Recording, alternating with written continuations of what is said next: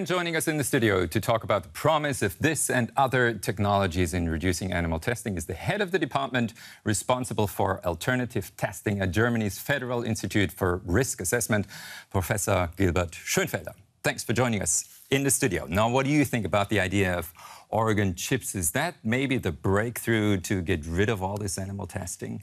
Actually, it's a very forward-looking, promising innovation, technology which is under focus all over the world right now.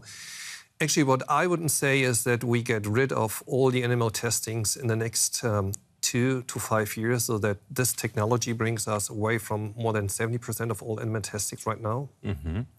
But so you think, in principle, it is possible to set up a system which is very similar to a human body, right? Well, if it will be very similar to human body in the future, and that means in the next 2 or 10 years, I wouldn't say that we're on that way already. We're very close to come to ideas that we can bring different organs on a ship together.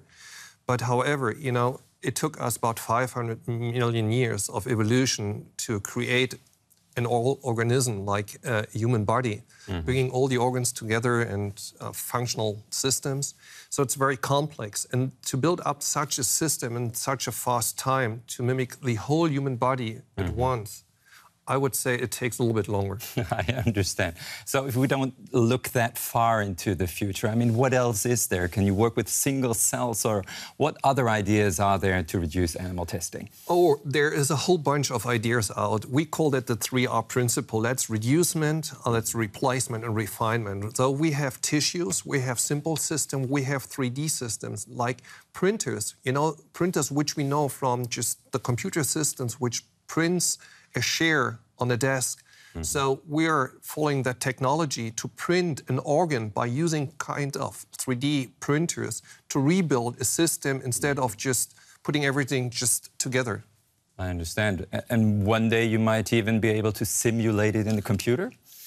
Oh, we're already simulating organ functions. That's what we call in silico experiments.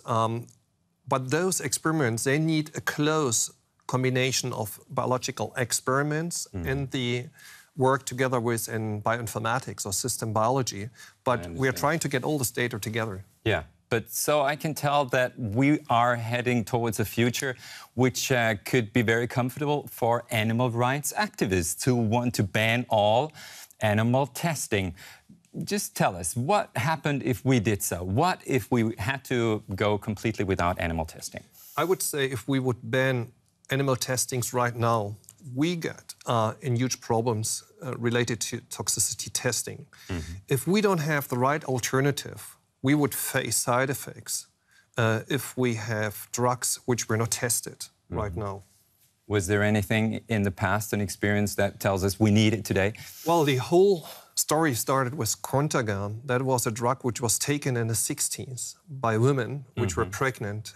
And at the end, it turned out that their babies had teratology effects. So we definitely don't want that again and similar effects. Thanks a lot for the talk, Professor Schönfelder.